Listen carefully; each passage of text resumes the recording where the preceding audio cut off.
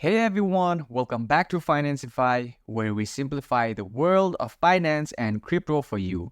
If you are new here, don't forget to hit that subscribe button and ring the bell icon so you never miss out our latest tutorials.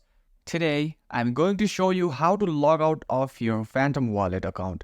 Whether you are looking to switch accounts or just want to secure your wallets, this quick guide will help you do it easily. So let's get started. First, you need to open your Phantom wallet. You can do this by clicking on the Phantom icon in your browser's extension bar. If you don't see it, click on the puzzle piece icon to open the extensions menu and select Phantom from there.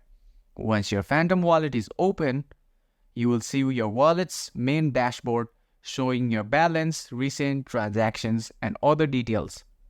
In the top right corner of the Phantom wallet window, there is a small circular profile icon. Go ahead and click on that. After clicking the profile icon, a drop-down menu will appear with several options. Scroll down and you will find the Logout option at the bottom. Click on Logout. Once you click on Logout, Phantom will immediately log you out of your account.